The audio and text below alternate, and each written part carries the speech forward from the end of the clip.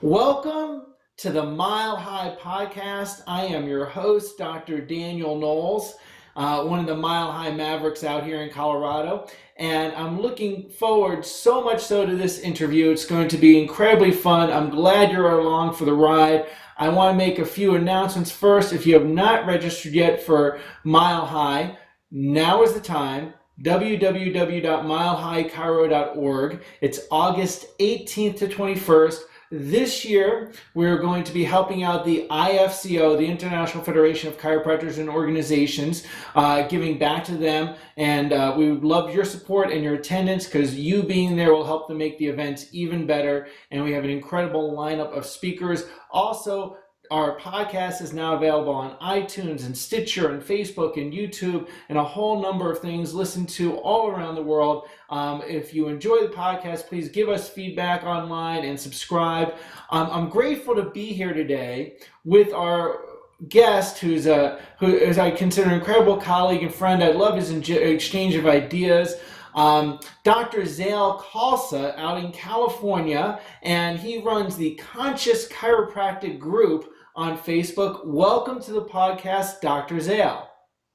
Hi, Danny. Thank you very much for inviting me here. I'm really happy to be able to have this conversation.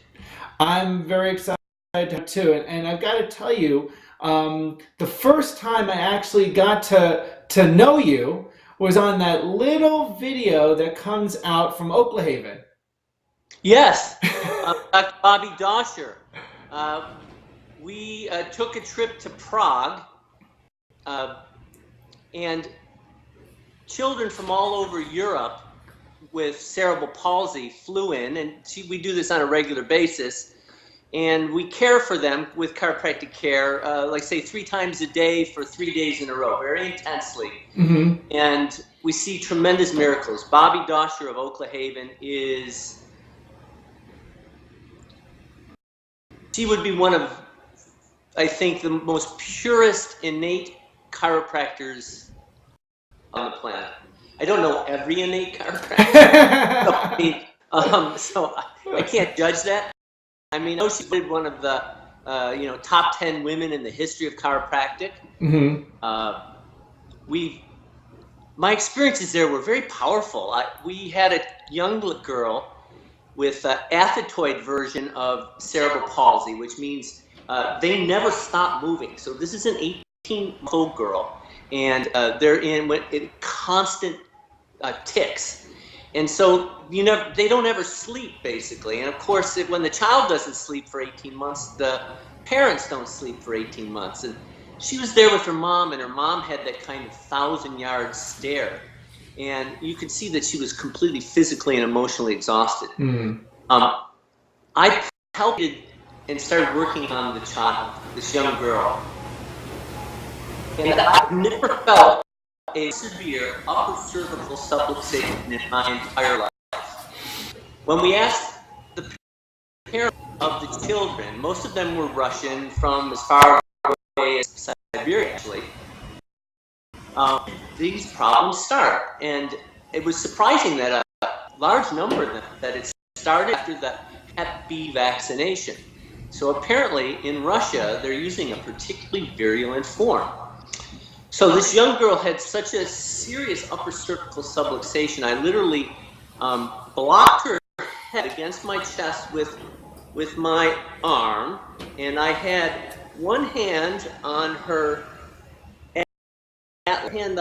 axis, and for literally about 20 minutes, I literally, like you would take wrenches and work a locked, stuck bolt or fitting. Right. And I untoward that and held it like with almost for about 20 minutes. After that period of 20 minutes, for the first time in her entire life, she stopped squirming and went into a deep, peaceful sleep. Mm-hmm. And I've since seen pictures of her on the video you're talking about. And when I saw her, she had those doll-eye look, like you don't see anybody home. Like consciousness has not completely come into the body. And in the pictures I've seen since that adjustment I did, it looks like there's a person there. Her eyes are, and I guess this is the thing I've learned from Dr. Bobby, was that if love is light, then the subluxation is less light. And talking about the light of consciousness flowing back into the body. So we have as chiropractors these particular skills that we use to facilitate the patient's own reconnection to their own consciousness. And literally, intelligence goes back into the body, and you can see organization happen, like fine lines start to develop, the hands which looked like there were no lines on the knuckles. And you know how you see a picture of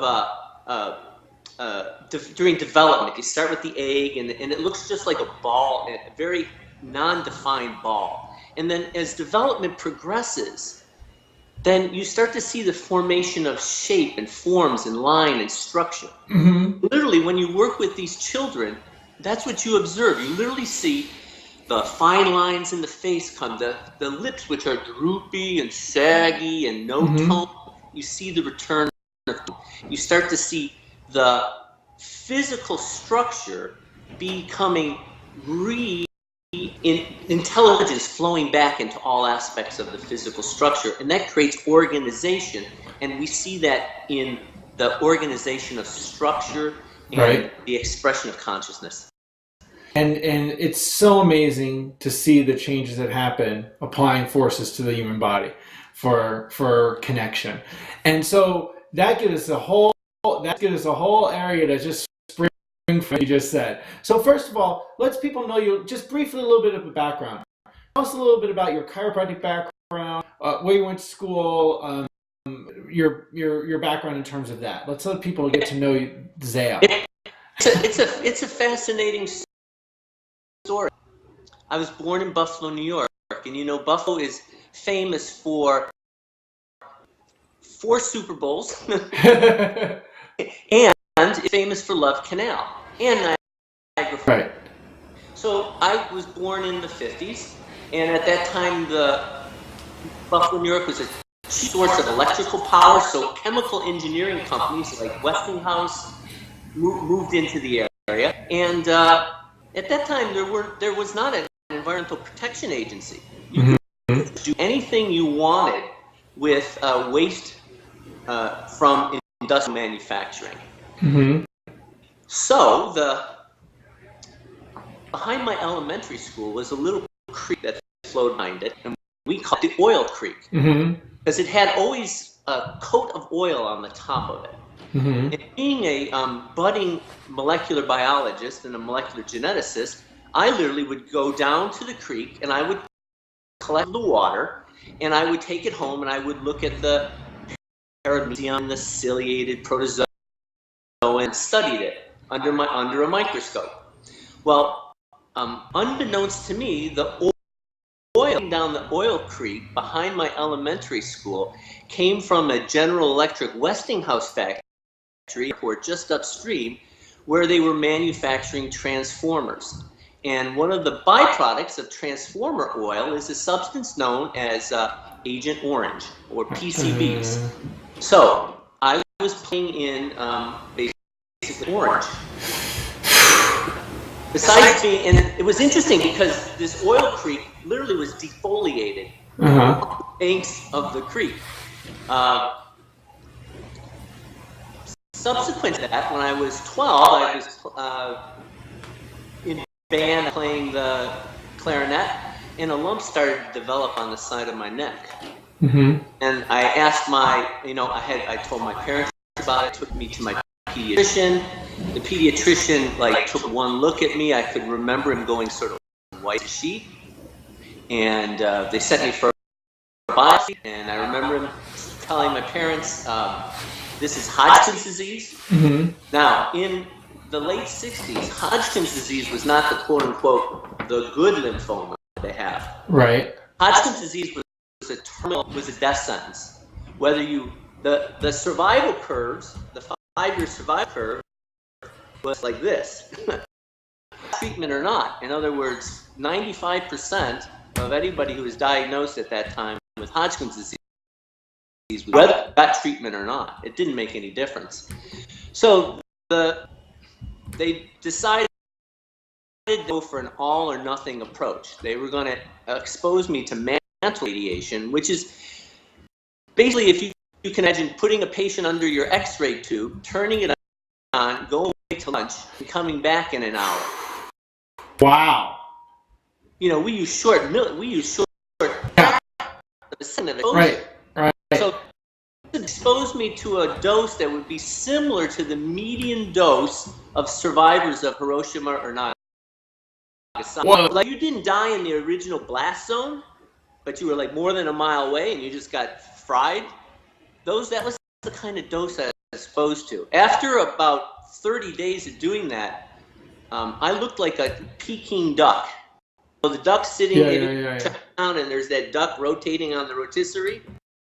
It's all blackened and blistered off.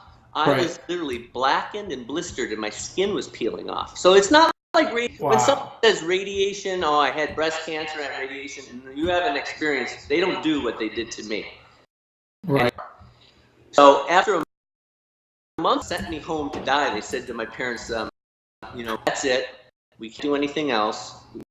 Just you spend some less time with your child. Mm-hmm. So my parents got in a stroke of my father was on leave from Cornell Aeronautical Lab, and we bought a car, and we went out to the mountains, and we spent that whole summer up in the mountains in the Catskills. It was green and lush and streams and creeks, and it was nature.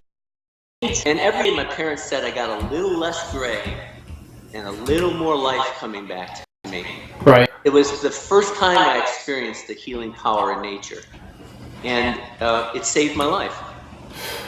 Wow. Wow. That's amazing. Now, you think that would be the end of the story, but that's actually just the beginning of it. Mm-hmm. Within 2 years after that exposure, I was suffering from what's called radiation syndrome. So not until recently lift my arm up over my head. Wow.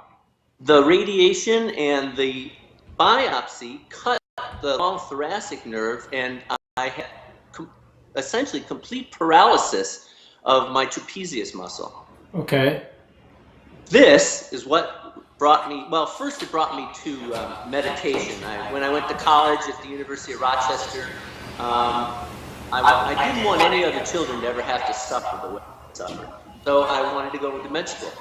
So I was studying molecular genetics. I was in the field of what's now known as epigenetics, but at the time it was called the molecular biology of development. Mm-hmm. Words, how do genes do different things in different cells? Why does why does a blood cell make hemoglobin, and why does a muscle cell make actin and myosin when they have the same genetic information? So that's what I was working on for my bachelor's, my master's, and my PhD. At the same time, I saw a sign on the psychology building that said Transcendental Meditation. And of course, this was in the early 70s. Uh-huh. The Beatles had gone to India to study the Maharishi, and TM is what they did. So I said, you know what? I think I'll give it a try. And I started that program, and I started meditating when I was 18. But I had a difficulty actually being able to physically sit. Because of the radiation fibrosis damage, the atrophy and the paralysis, my spine had started to go into a very unusual kind of scoliosis, where my thoracic, instead of having a kyphosis in my thoracic spine, I actually had a lordosis. Very, very unusual. And then kyphotic lower cervical with an unusual scoliosis, so that the scoliosis is focused high in my thoracic spine and low in my cervical spine.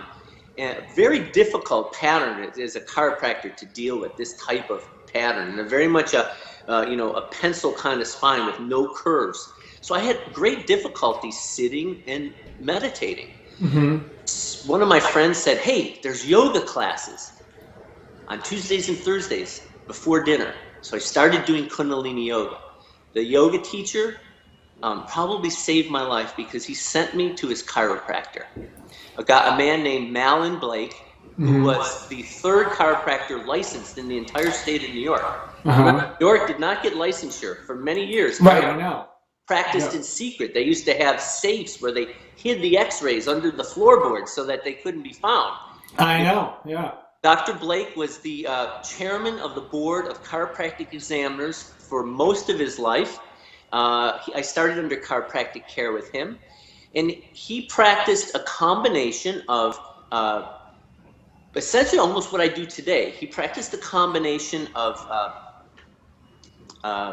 he was from Logan, so he practiced Logan Basic, and he had studied with Mortar, so he did Mortar's approach of bioenergetic synchronization toning, and he did structural adjustments.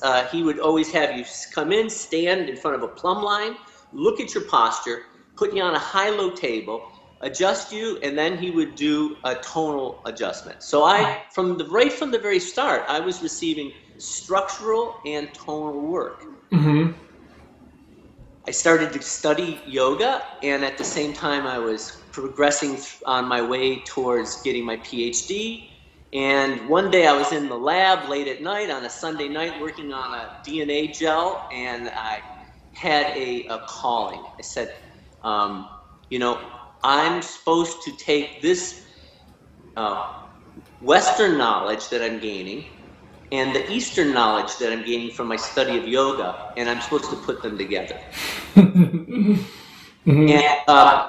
within a month, I had been awarded a National Science Foundation fellowship. In other words, I didn't even apply for it. I was working in the lab of the director of the medical center and the dean of the med school, a man named Frank Young, who went on to become the head of the Food and Drug Administration under Ronald Reagan.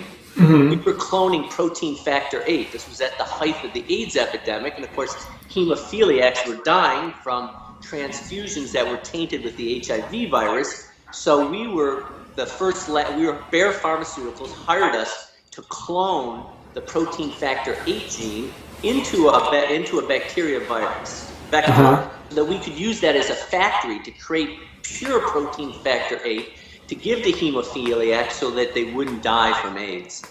And then, so I never even applied for my PhD. So one day they came in and said, it's been all arranged, you're going over to the biology department, the chairman of the biology department has a lab space for you, you have, your schooling is completely paid for, you, out of a school of 8,000 graduate students, you won this National Science Foundation fellowship.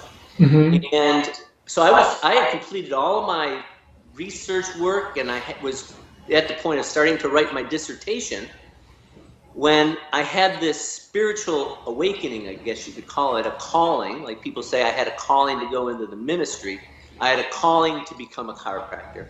And within a month, I had left school and gone to Western States Chiropractic College and started in chiropractic school. So now, how does Western States, WSCC, chiropractor, transition to being an innate chiropractor? Yeah, that's a really good question because I want to answer it in a very interesting manner. At the time, the Western States, the head instructors were Earl Homewood, who wrote the Neurodynamics of the Vertical Sensation, and Richard Stoneberg. And yes, exactly. For those of you who haven't read it, there's the book. I believe Dr. McCoy, if you subscribe to the Journal of Vertebral Subluxation Research as a gift, will give you a copy of Dr. Homewood's book. So I recommend that you subscribe to the Journal of Vertebral Subluxation Research and get your copy of Dr. Homewood's book. The other lead instructor at Western States at the time was Dick Stonebrink. Dick Stonebrink was famous as being a chiropractor who never even had a business card. He was so busy. Didn't have to have a business card. Dick Stonebrink taught orthopedics at LACC. He taught us a technique that in essence was the exact same technique as Reggie Gould's vertebrae, which is now taught by Nick Spano and called palpation. Doug Gates wrote a book called Palpation, which I recommend from Sherman, which I recommend people to get, and I also recommend that people attend Nick Spano's AMP class so that you can learn what vertebral is, because in essence, that's what Dick Stonebrink taught to us. So here you have two diametrically opposite schools. Western States was probably about as medical of a school as you could get at the time. This would have been between 82 and 85. And at the other end of the spectrum, you have Adio and Sherman, which are extremely straight schools, but they're teaching the same chiropractic technique. Interesting. This has been a common theme, which I want to get back to, throughout chiropractic history. Chiropractors often do the same things, call it different stuff, and then spend their time doing it to each other. I've never seen chiropractors do that. No, never seen, you know what, not once. It never happened. Definitely not on social media. No, it never happens on social media. I've never seen the Sandbox. I've never seen Chiropractic Fight Club or Chiropractic Mentors. No one ever flames anybody. There's no trolls on chiropractic. It's a peace and love community, and everybody just wants to get along with each other. Healing and connection. Yes, exactly. It's all about healing and connection. Well, as you and I know, that's the farthest thing from the truth. Right.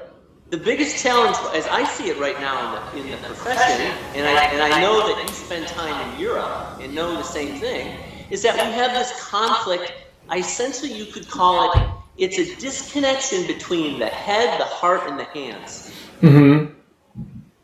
Some chiropractors want to focus entirely on the head. They want to analytically demonstrate to the world that, you know, we're valid. You can love us. We're not kooks, charlatans, and cultists. Okay? Let us join the club. Accept us. We're scientific. Okay? And then there's another group that, of course, says they have the spirit of chiropractic. They say, we just want to serve as many people as possible. We want to deliver that and our loving service. And then there's a third group of chiropractors that go, we want to perfect the art of the adjustment in whatever way we do it.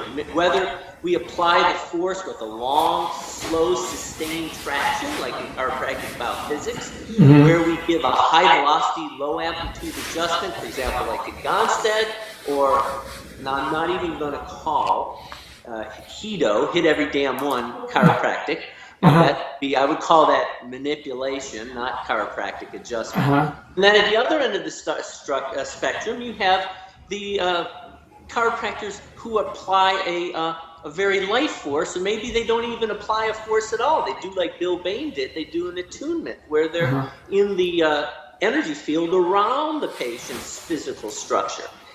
So the question is, how do we reconcile this apparent discrepancy between these three groups? Is there some kind of fundamental connection between them? And I think there is. And the Facebook group, Conscious Chiropractic, that I've been given the opportunity to, let's say, curate, I think that's the focus of what we're doing. We're trying to seek some kind of harmony between the disparate aspects of the profession.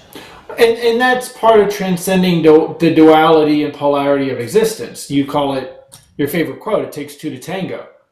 Yeah, it's sort of a tongue-in-cheek quote, although for the last 6 years I've been dancing Argentine social tango very passionately and a lot of it, and it's the truth of that expression, meaning like, if there's chiropractic, there has to be chiropractors, because chiropractors need chiropractic more than any other part of the profession. Why do you think or any other part of the population, why do you think we became chiropractors? Right. We need it. Right. D.D. Palmer needed chiropractic. By all admission of all of his best friends, D.D. Palmer was really not a very nice person. He might have, he was a little gruff, he was a little intense, and he needed the softening influence of chiropractic. And that did not happen overnight. Okay, he started in 1885, and it takes about, I really think it takes about 30 years, at least it did for D.D. Palmer and it did for me, to really grasp on a deep level with both your head, with both your heart, and physically with your hands, to grasp the essence of what chiropractic truly is. D.D. started with his healing process as a magnetic healer. So he started from consciousness, and then he worked towards the physical. And that's the direction I started at both ends. I was doing yoga and meditation, very conscious oriented, and then I was also had this medical orientation over here, and I've sought to try to work together to the middle to find out, well, how do they connect? Yeah. Well, and my first thing that I read, so let's go further, fast forward this. My first thing that I read as a pre-chiropractic student was D.D. Palmer, and it was The Moral and Religious Duty of a Chiropractor. Yes. And that was my essence and foundation, is this is what chiropractic is when I read that. You know what? One of my, I've been in the process of rewriting that 1913 book. Right. To bring it into a modern context and to basically trim out. I think the biggest issue is D.D. Palmer and B.J. Palmer did not have editors that understood what they were trying to. Every good writer needs a good editor. So what I'm in the process of doing is, and I know some people will say, "Oh my God, that's heretical," but I'm going back and I'm editing D.D. Palmer and editing B.J. Palmer to get down to the essence of what's really important. Instead, they took thousands of pages to write about chiropractic, but we live in an era where students and patients maybe have a 30-second attention span. Right. It's down to 15 seconds. Right. And you have to show a picture and a caption. Right. And a meme. You need like a meme, a Facebook meme. Yes, a meme. That's all. You have to get the idea and a image that speaks 1,000 words that captures that idea, and you better come up with what are the best memes to get chiropractic across. Right. And that's the shot we've got. Right. That's what we have to do. So we have to, in order to do that, we have to be extremely clear about our thinking, and this is why I think we go back to the end process of D.D.'s. Okay, he starts in 1885, and then he dies in 1913, about 30 years later. And then, as Joe Foley is going to say, D.D. Palmer wrote that last book, not anybody else. There are factions in the profession who want to say that D.D. Palmer didn't write the 1914 book, but I think Joe Foley's essay in the ACH, which is coming out, I think, in July, is going to demonstrate that no, D.D. Palmer's the author of that book. Right. So, if D.D. Palmer created and named chiropractic, in my mind, he gets to decide what chiropractic is. Right. You could say, we are going to do random manipulation for joint pain. You don't get to call that chiropractic. Right. How much better to call it a naprapathy, really, based on Oakley Smith and Langworthy and Paxton's book, what was quote-unquote called modernized chiropractic. Right. Smith, who wrote it, renamed it naturopathic genetics. So if you're really going to do that, that's not chiropractic, that's really naturopathy. Right. D.D. Palmer gets to decide what chiropractic is. We may seek to have it evolve from D.D. Palmer's explanation of it, but we can't throw out the baby with the bathwater. So the question is, what were the essence of what D.D. Palmer described in that 1914 book, particularly in that last essay, The Moral and Religious Duties of a Chiropractor? this is the funny thing, Danny. You and I teach to the choir a lot, and I know the fact that you're out teaching NSA means you have a certain kind of chiropractor that comes to your classes. I teach generalized relicensing courses in the state of California, so I see like the full distribution of chiropractic. Right. And one of the things I love to do is could we, by a show of hands, see who has ever read, I don't mean even the whole book, who in this classroom has ever read any part of any green book? Right. Ever. Even a part of it. One chapter, a paragraph. Virtually, no one ever raises their hand. Yeah. Which is sad.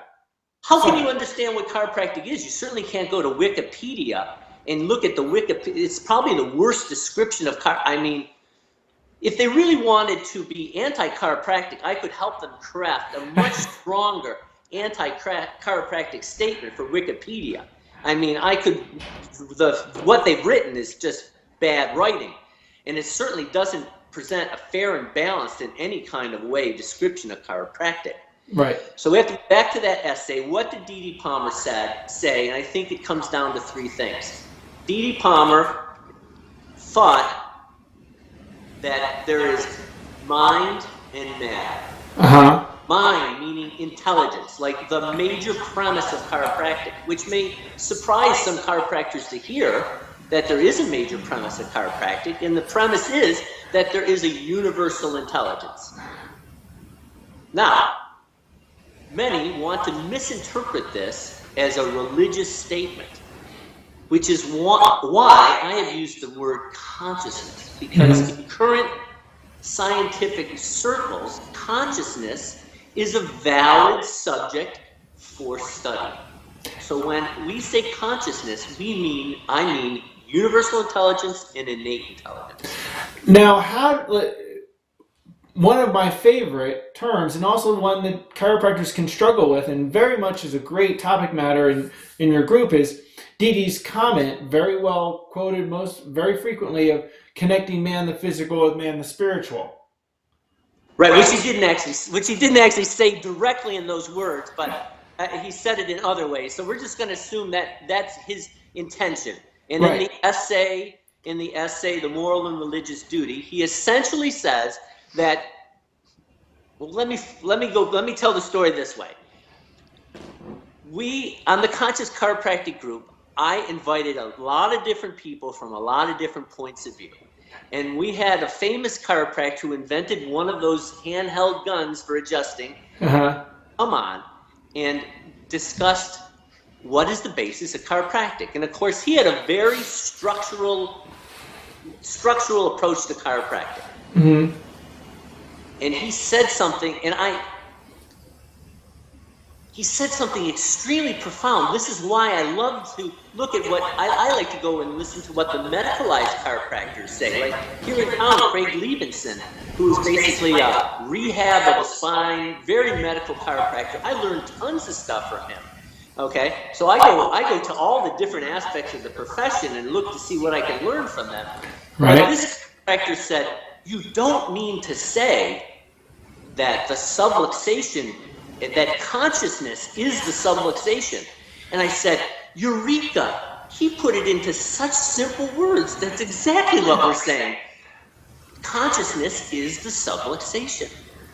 And this goes back to Bill Bain, who said in a lecture, which I have posted a copy of on the Conscious Chiropractic Facebook page, which is a secret group. So if you want to join it, you have to friend me, Zail Khalsa, and I'm sure we'll put this in the show notes, and I'll add it to the group. The reason we do this is we try to keep the level of trolls and the level of Fight Club activity to a minimum in this group. So it's by a gatekeeper only. I mean, but if someone comes from this lecture, we'll jump you into the group. I posted a talk called Innate and Educated Are One. This was a talk that Bill Bain gave at Palmer College in February of 1976. Okay. And in the essence of the talk, Bill Bain said the following things. We talk about what causes a subluxation, and we know that we will say, like, it's the 3 T's: thoughts, traumas, and toxins. And actually, we tend to reverse that. We think of structuralist chiropractors will have auto accident practices. Right. It's another issue that who is your patient base? Structuralist chiropractors, if you look almost to a single one, they do not have like a high volume, cash, children and family practice. That's not who they have. They have an auto accident driven practice that's based on litigation. Right. So they want to demonstrate through motion x-rays the ligamentous damage so that they can prove an injury so that the attorney refers them more patients. Right. Okay, so you know what? What you look for in the world is what you see. Right. So this is their mindset. And this or that tone is in your nervous system and that's what you attract. Yes, of course, because that's what they want to attract, that kind of approach. So Bill said, but what is the cause of the causes? So we talk about a subluxation is a link in a chain of events, cascade of events, and we interact with this chain of events at the link we call the vertebral subluxation complex. And it's been well described. It has a number of kinds of components. We don't have to go into that. You can read any of Dr. Christopher Kent's excellent papers on the subject if you have questions about it. But Bill Bain said, what if we look now back to, we think about the causes of the cause, and we think about traumas, toxins, and thoughts. And Bill said, well, in our family, we always, if you go back far enough, you always get to the immaterial cause, the consciousness cause.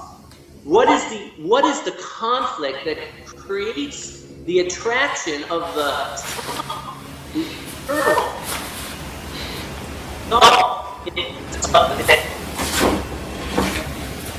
And Bill will say that is the conflict between the external and the internal, or the conflict between innate and educated. Innate and educated are one, or at least they could be. It's the concussion, the internal concussion of forces that creates the subluxation, creates the field that attracts the susceptibility to physical, chemical, and emotional, which have the potential to overload the nervous system, blow the fuse out. We call that a subluxation.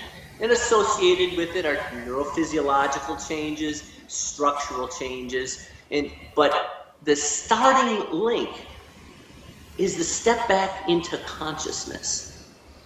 Now that's interesting because Bill Bain said that. I feel when I read J.R. Drain's book that he was saying something similar. Exactly, Because, and that's 1927, and he was saying, I'll paraphrase it, but he said at a conference at Palmer College, a number of chiropractic leaders got together and they formulated that really the subluxation was the manifestation of dis-ease. Yes, the physical manifestation of the cause of disease. Right. Dis-ease. Right. Which means it's the externalized on the, we talk about mind and matter, it's the manifestation of the conflict in consciousness. Right. Now, if you want to read a really good essay on this, you go and find Sue Brown's ACP essay on her website, and it's her thesis to join the Academy of Chiropractic Philosophers. Fred Barge chose it as the lead essay to go into the book of the first volume of these collected essays. And it really is an excellent essay because she discusses the process of connection and disconnection and reconnection so that there is wholeness.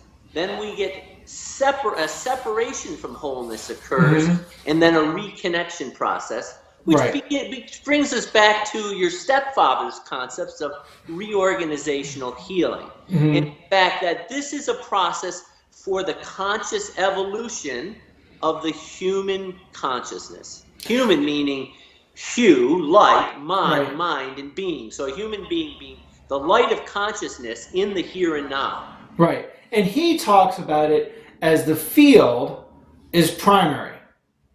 That the field is primary, and field of consciousness. Which is universal, yes, which Right. is what we're describing. Right.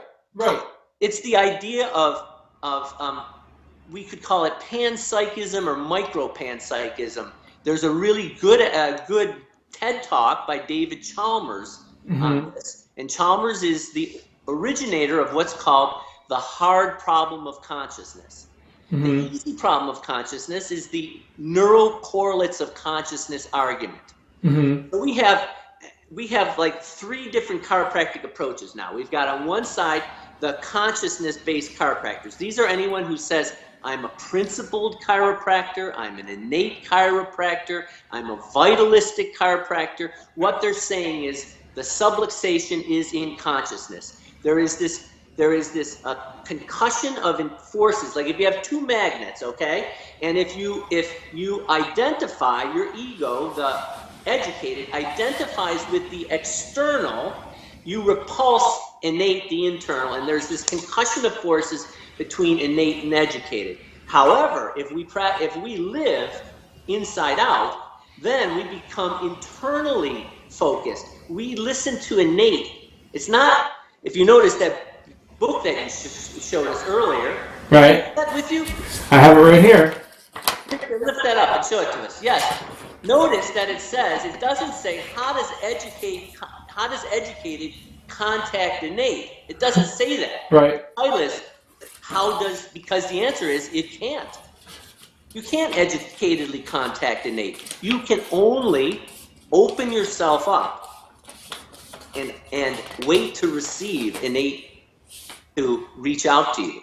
And when it does, you have to actually act and take action, meaning you have to go from the mental world, the world of consciousness, to the world of matter. You have to manifest what the thoughts that innate is sending to you. And I want to read this from him. The secret of this kid's success was that he had the courage to be himself, dare to constantly listen to innate by preference, and act upon its flashes. He reached this conclusion at 18 and has been so directed ever since. That's it. You know what?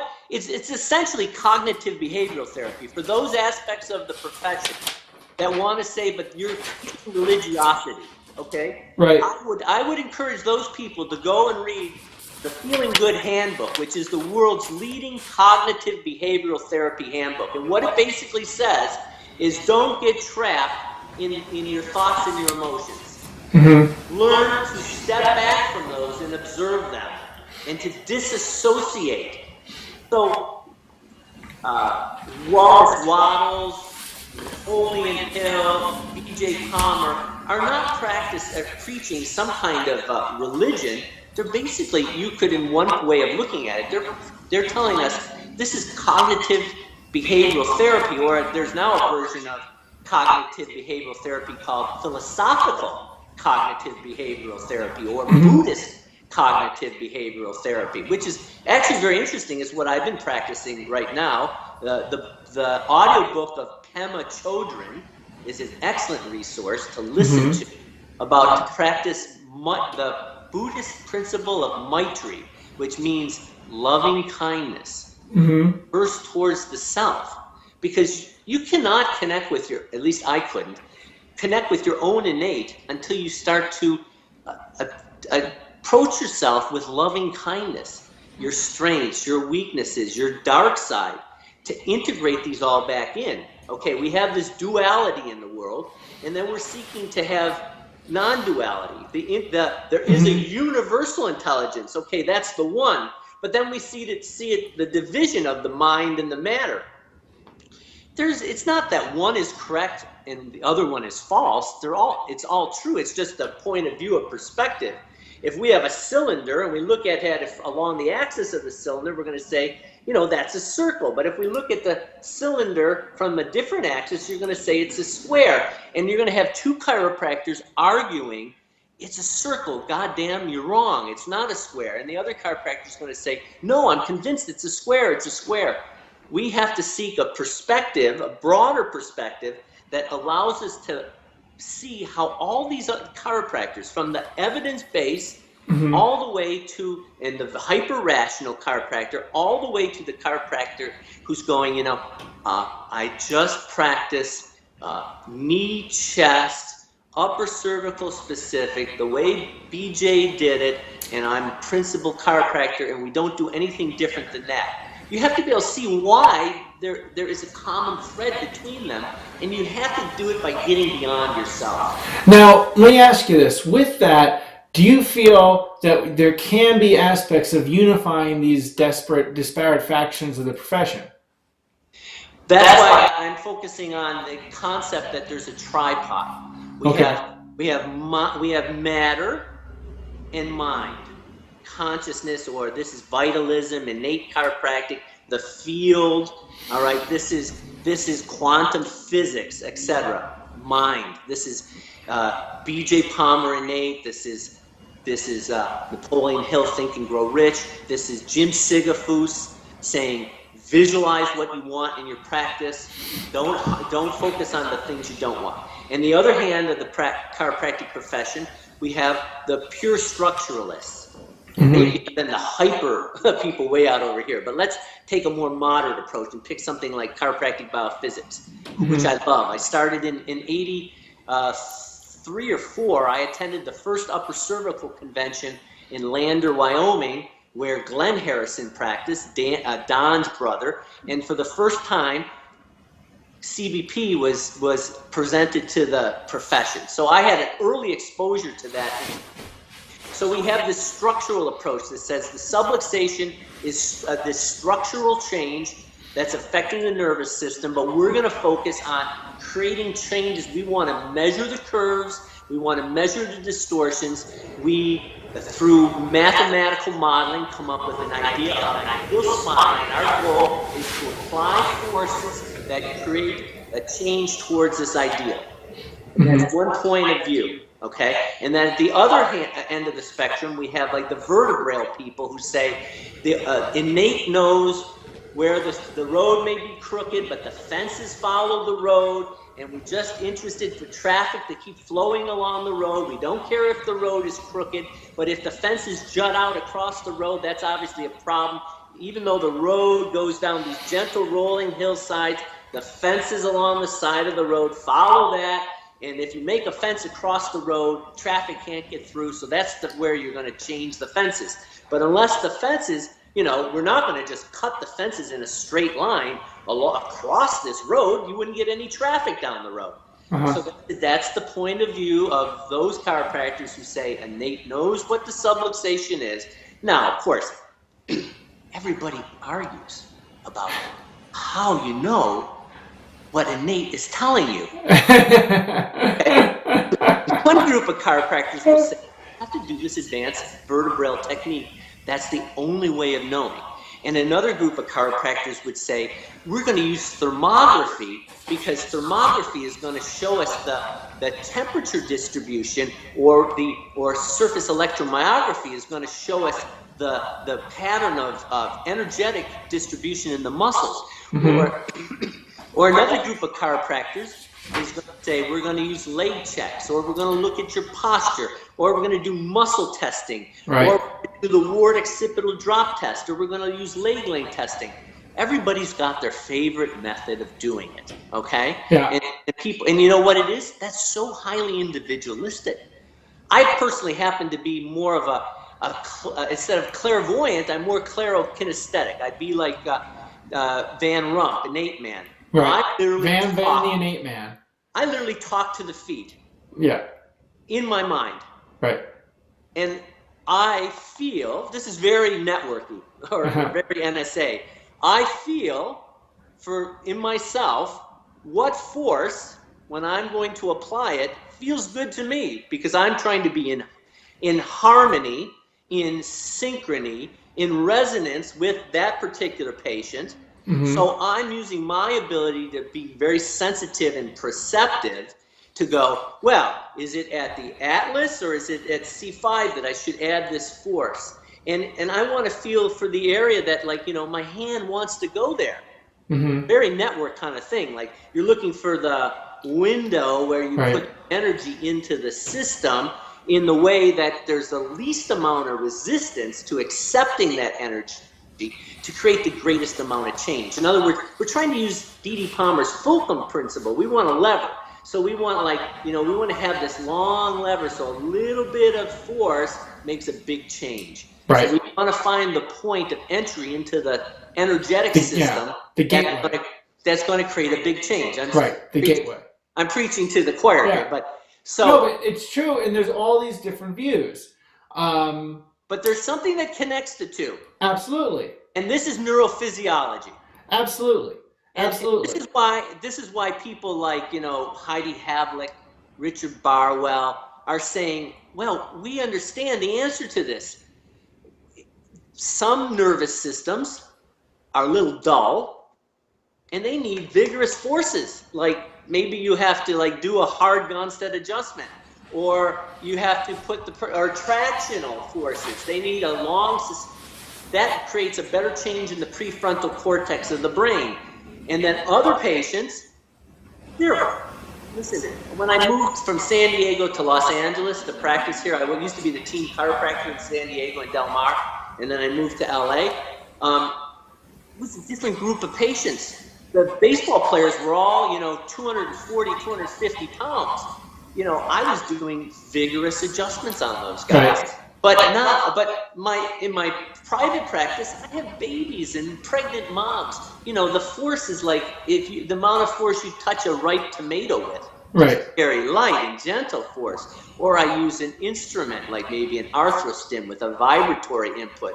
Or I'm personally a big fan of the torque release instrument. I don't know how to explain it, but the torque component, the clockwise or counterclockwise torque, despite everyone will argue, well, the tissue pull doesn't make the underlying structures move, but they're not thinking that, well, what if the real thing that it's doing is changing the proprioceptors in the tissue? Or what if it's happening on a field level? So when you do torque release, you start to see that what seems to be more important is the torque, right? Not anything else. So that adjustment is extremely gentle with hand contact, very much like a network adjustment. Right. Let me ask you a couple quick questions that I want to focus on to make sure we get them in. And I love all these topics. So one, what are some, if people see there's so much expansion you can do in chiropractic to learn more, physiology, consciousness, technique. What are some resources that you think student or chiropractor are great ones to dive into? Like, you know, I know one of your favorites is Harper's book. So what are a couple others? And mention that one. Yes, okay, so first of all, William Harper was the president of the Texas Chiropractic College. He was a student of C. Sterling Cooley, who was a student of D.D. He was also a protege of Wes Drain, who studied with D.D. Now, when we think of chiropractic philosophy, we think only of Stevenson's. But and Simon Senzon is certainly someone who's really brought this to mind. If you look at his charts on his philosophyofchiropractic.com website, you see that from DD there's sort of a spreading spider web of philosophical teachings. The only philosophy, Stevenson's is not the only philosophy of chiropractic, and I would argue that it is not the philosophical approach that's closest to DD. It's very, very different than DD's chiropractic.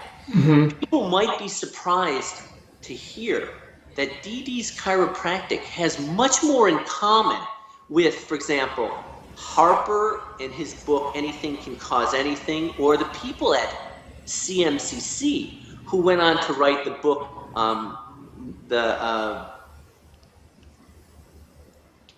Simon has it on his website. The name has escaped me, but we'll put it in the I'll put it in the notes.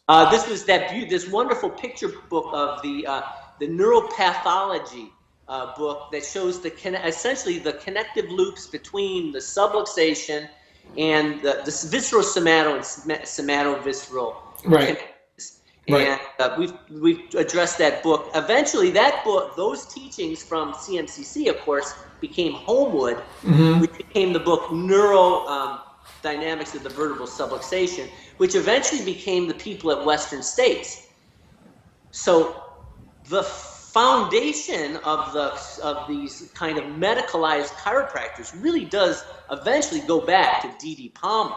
It's acquired so much medical baggage that these schools are now teaching like 99% medical care and just like 1% chiropractic. Right. It would really go back to their own roots and start teaching more chiropractic.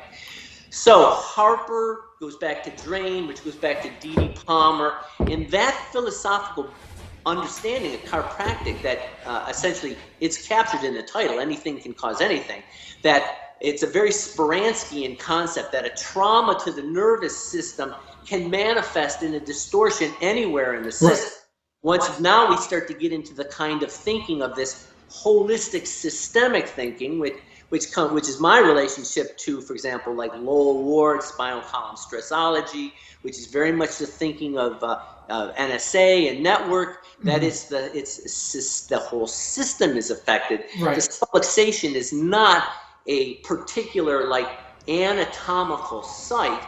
That it is a change in the system. Right. It's global. It's not segmental. Right. Is what we're talking about.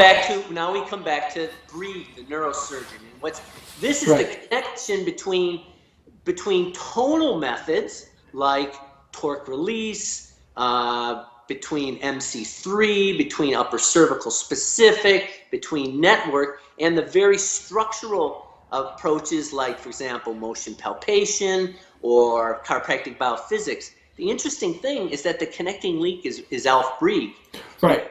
And the term is in the key fundamental concept is that adverse mechanical tension. Right. That the neuroskeletal tension framework, and I like to think of it as you can think of like a door frame, right? And there's this spider web strung in the door frame. And that as the frame of the door distorts, the spider web is being pulled and twisted and distorted. Right. And that's why it's a systemic effect. So point to me where the subluxation is. Right. It's not a point in the system. It's the subluxation is the distortion of the entire system. And you may find a place to apply a force. Yes. We could apply a force here to change, let's say this door has become a parallelogram, right? Right. Describe this with my hands. You could apply the force here to change the parallelogram. Right. Applying the force here. That does not mean that the force is non-specific. This is a real, I think, the people who are practicing, the European chiropractors who are practicing hit every damn one, HIDO, need to go back to the foundation of their chiropractic, which is Gillet, and they actually need to read Gillet. Gillet is amazing. Gillet was an upper cervical chiropractor. Right. Gillet was upper cervical. He said, clear out the upper cervicals first. Don't pound on every single high spot. Right. Find the one that changes. When you adjust it, everything else goes away. Find that one. Focus. Gillet was specific. Oh, absolutely. He was amazing. This has got mutated into manipulation of joint fixation for the treatment of pain rather than specific adjustment. We're going to change the frame so that the distorted tension on the neuroskeletal tension framework changes. Right. And this is where we get into the idea of the violin string and the bridge. D.D. Palmer did not say nerves are pinched. Right. That comes from Smith, Langworthy, and Paxton. Right. He said they were stretched. He says it's like this. It's like I got a guitar right here. Okay. He's talking about the bridge of the guitar here.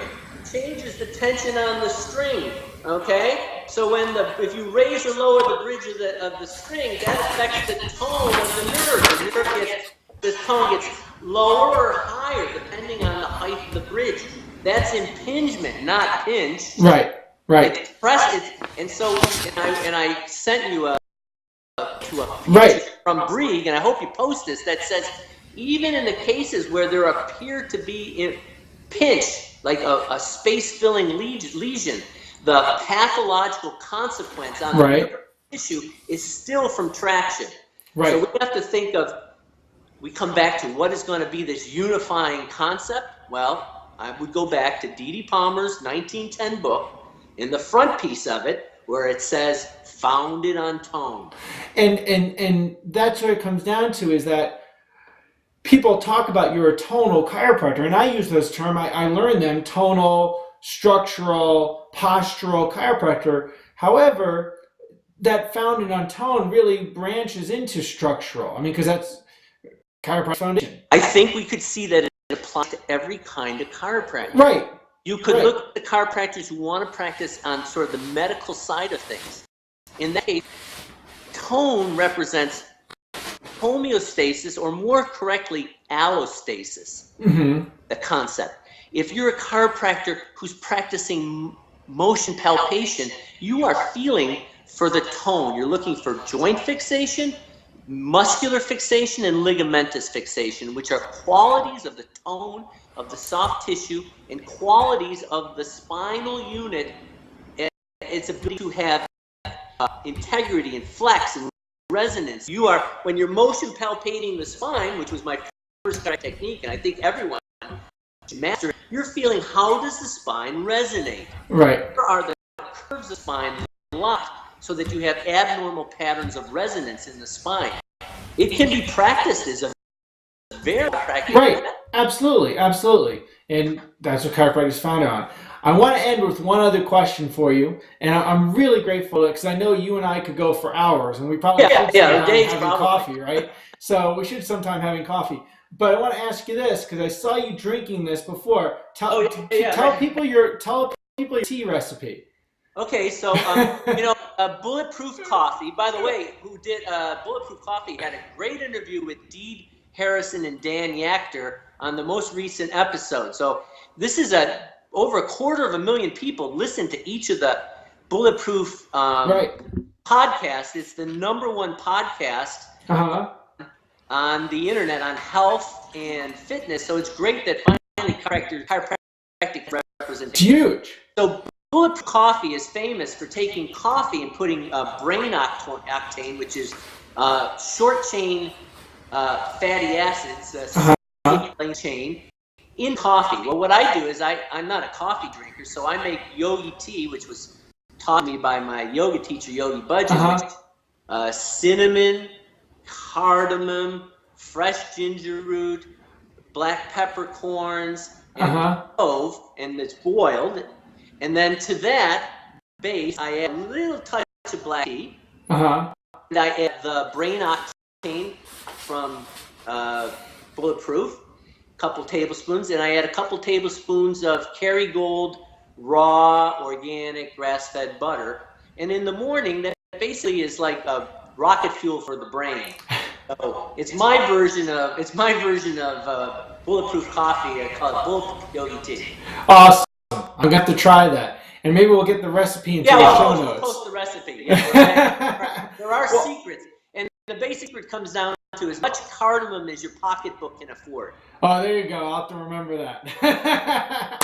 Well, thank you for what you do with your Conscious Chiropractic group. Thank you for, and people will have in the show notes to friend you to get into that group or request.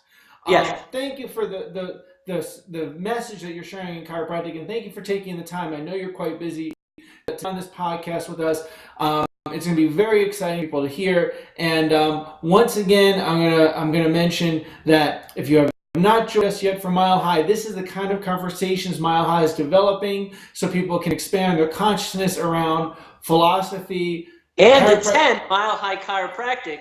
Yeah, Mile High Chiropractic in August. I went for the first time last August. Thank you to your invitation, and I thought it was one of the best chiropractic conference I've ever attended, and I look forward to attending this year, and I encourage everyone to attend. Well, and I look forward to having you there, and that's a huge compliment, because I've known you've gone to a lot of conferences, and it's a spirit we're trying to revitalize into chiropractic. So join us August 18th to 21st. The kind of conversations we want to have spur out of Mile High. And we'll see you there in August, www.milehighchiro.org. And check out our other podcasts. We are building an incredible library of them, and they're on our blog. They're also on iTunes, and we're posting them on YouTube and Facebook as well. So check this out. Everyone, and I highly recommend listening to all these Mile High podcasts. You've gotten to listen to all of them. That's awesome. Thank you very much, Danny. I appreciate the opportunity to chat with you. Thank you. We so appreciate what you do. Everybody have an excellent day, and keep saving lives with chiropractic. Like our page on Facebook, www.facebook.com/Mile High Chiro.